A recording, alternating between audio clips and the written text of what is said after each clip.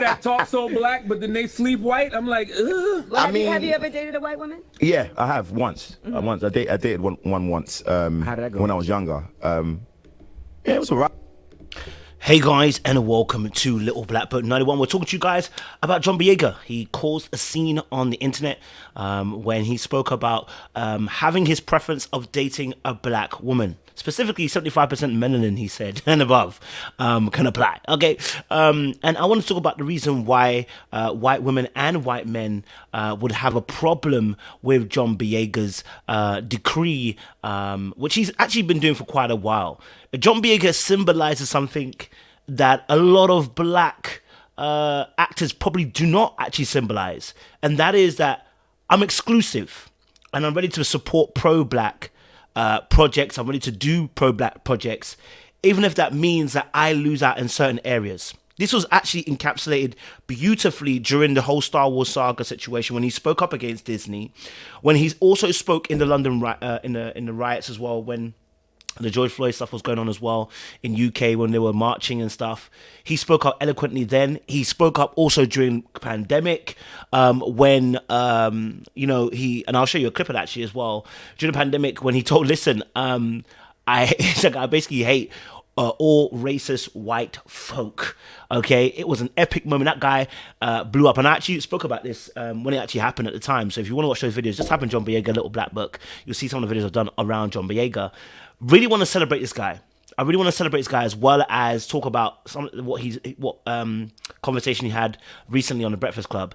This is somebody who, again, I firmly respect, and I tell you why I respect people like him, Prince Harry. I respect these people because what the norm is, they don't do the norm. They're willing to sacrifice what they have to do this very thing. And actually, this is the epitome of warriors. Warriors, people who are warriors, they fight and they sacrifice for what they believe is right. Whether you agree or not doesn't make a difference. It's what they believe in. And so what I see from John Boyega is somebody who believes in, speaking, standing, and acting on his right and on his beliefs as well when it comes to black people. Now, the most recent situation that's happened, obviously, he spoke on the Breakfast Club about his preference and his love for black women, and there was outrage, not just from white men and white women, but also there was a few. You never know on Twitter, to be honest. On Twitter, you probably find out it's probably a white person behind the account. Just saying, no beef. But he spoke candidly, and I want to bring that to the foreground. So if you're new to the channel, do me a massive, massive, massive favor. You're liking it, you're sharing it, and you're subscribing to Little Black Book as well. And you click on that bell button as well. Yeah, that little button there. Click on it. All right, so you get the notifications of the uploads as well. And for those of you who are returnees, you know our model, baby. You got the minerals. You got the minerals. Stay hydrated because the streets out there are super hot, baby. All right, let's get into this video. I don't want to waste much time. Let's talk about it. Let's talk about it. Let's get into this particular situation as well. All right, cool. I'm gonna bring this clip up and then we'll talk as well.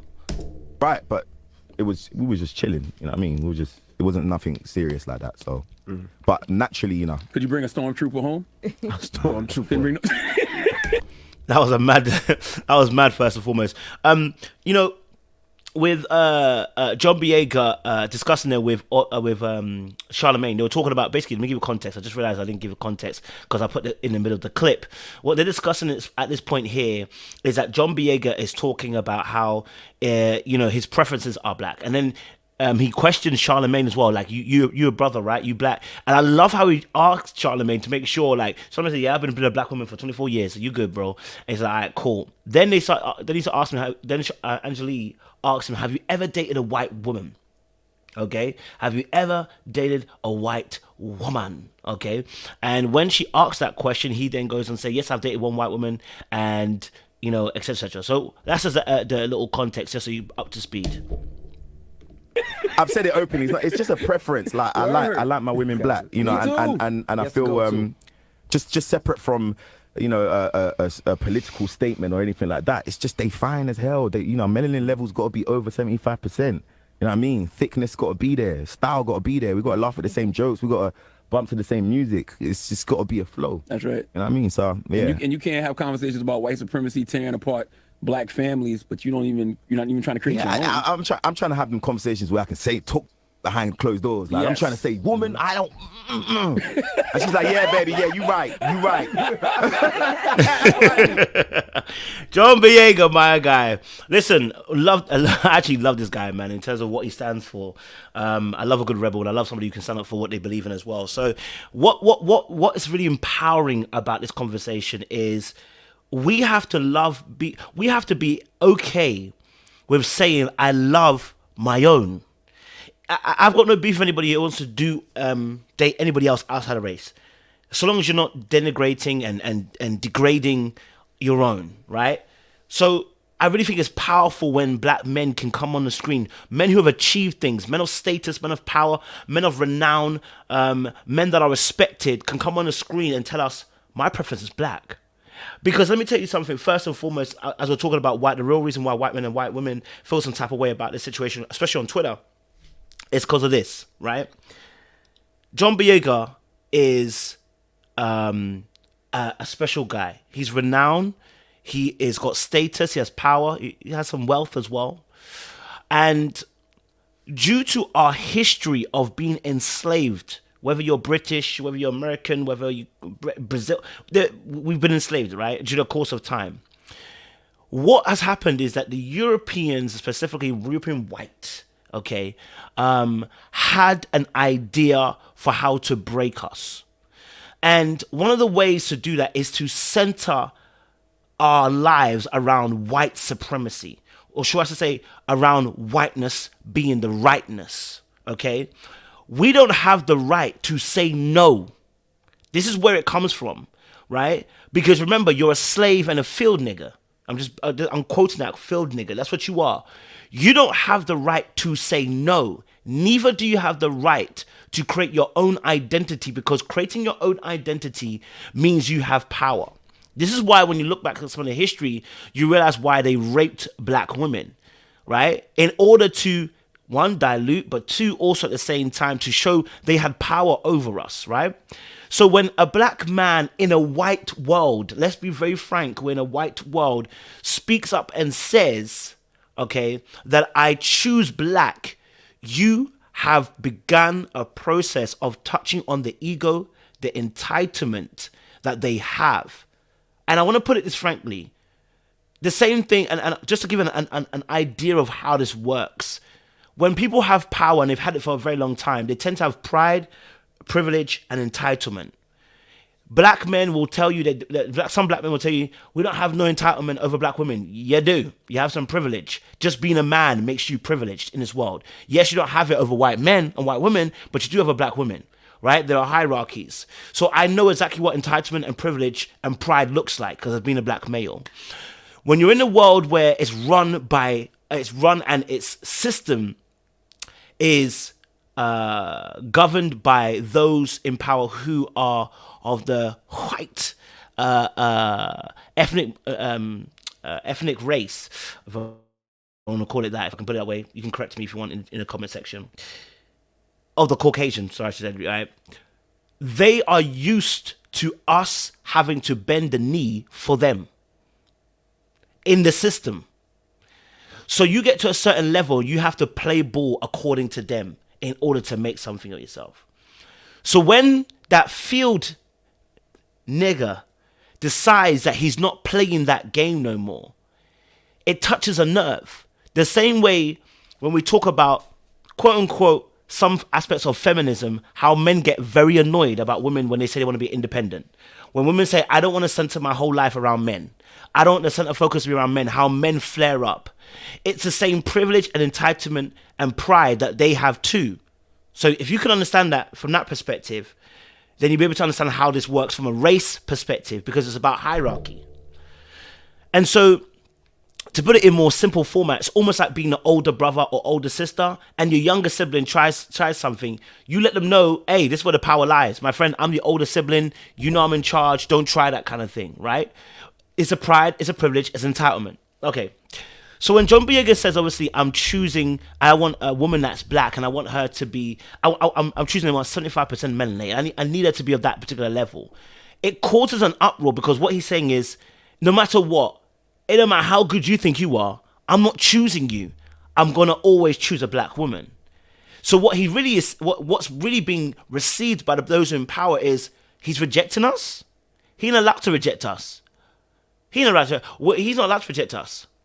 And then because they've always had a stranglehold on us for years, both white women and white men, I'll give a perspective from white men. White men get annoyed because like their quotable reasoning for this is, oh my gosh, if a white man said this, he'll be called racist. For what? Saying you only date white women? Why would we be concerned? You've got a fallacy going on. There's nowhere where when a white person comes out and says, I only date... Listen.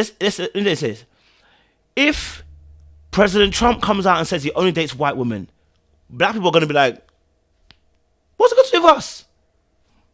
What's it got to do with us? If Channing Tatum comes out and says he only dates white women, what's it got to do with us? If Brad Pitt comes out and says he only dates white women, what's it got to do with us? We are not going to complain. We are not going to argue. We're not your preference. We understand. Why is it when we are saying that's our preference is to date our own, you have a problem? There then lies the issue.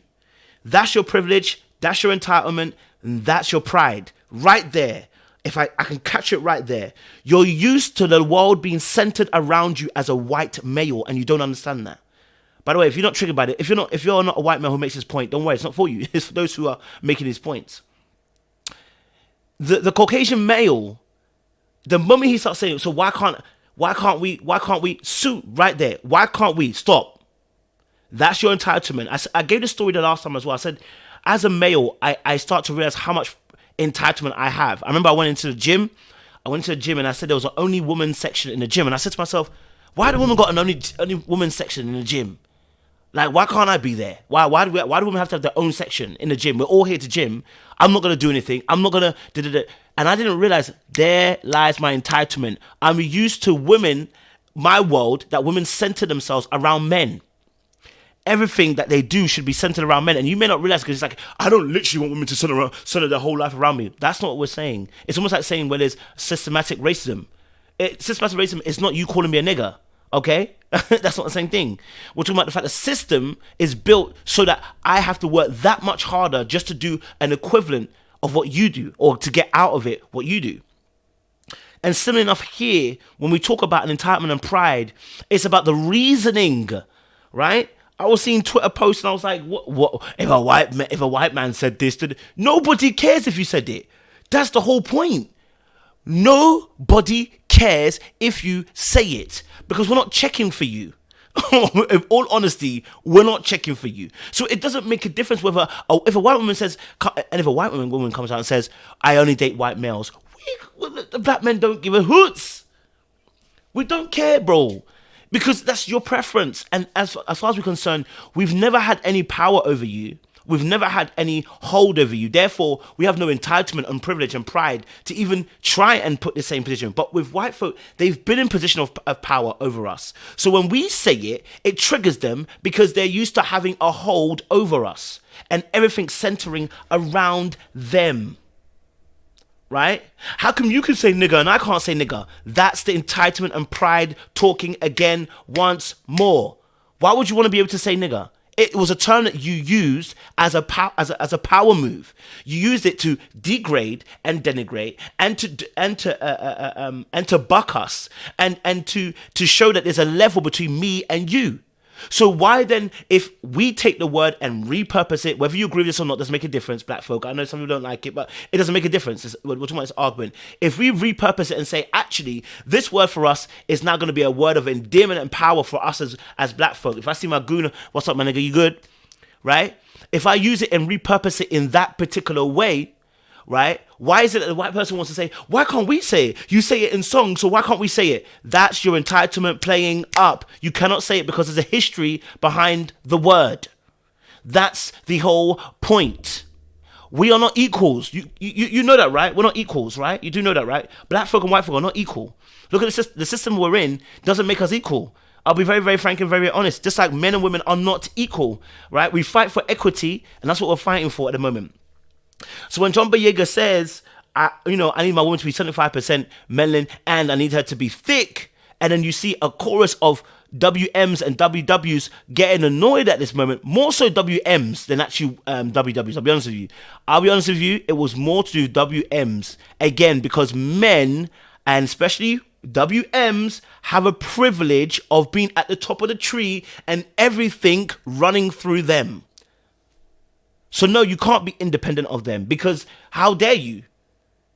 Because they've always had that level of power over us. So yes, John Boyega's words are cutting.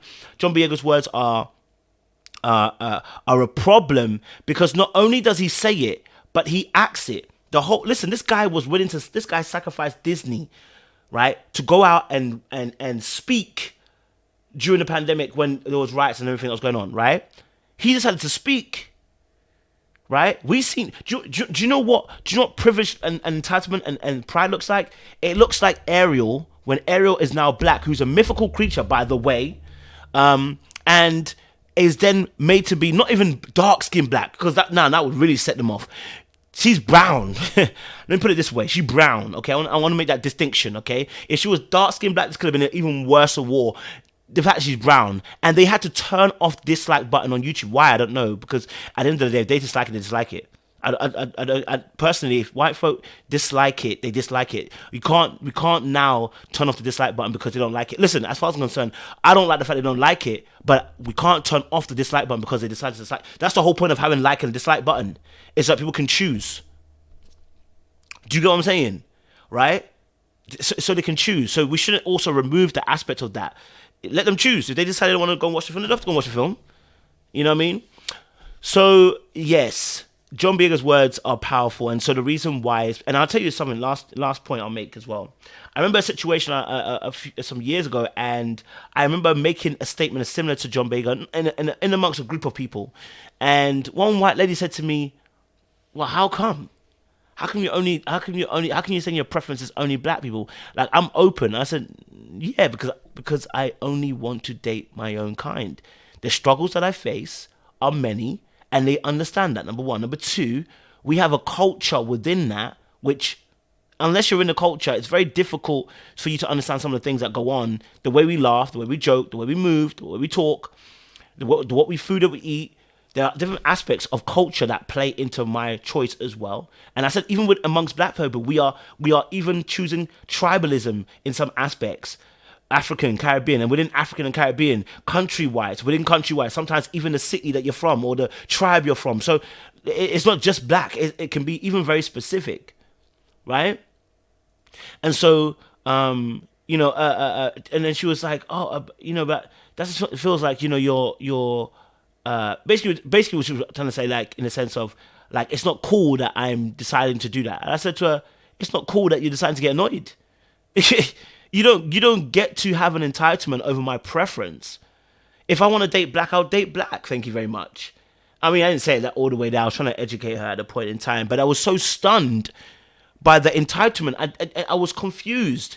And then I realized that's how women are with men, because you have to look at how different things play out. That's how I can be sometimes as a man when I'm dealing with women sometimes, that I'm so used to being centerfolded and being and being part of the conversation in a particular way, right? For instance, and I want to give you an example of this. This happens, like, for instance, when the gym situation happened some months ago, where ladies were talking about men impeding their space and helping them with the mats.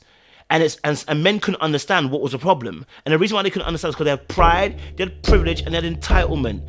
If a woman is working out and you go over there and you put a mat underneath her ass, yeah, you're doing too much. You would never, ever, ever take a mat and put it underneath a man's bum. You just wouldn't do it. That's what we mean by entitlement, privilege, and pride that you have as a man. And so the same thing happens with Caucasians when it comes to black people. They're so used to being centerfolded in the conversation and our narrative and being able to shape it. When we take them out of the conversation, they are annoyed because they're no longer able to hold power in that conversation.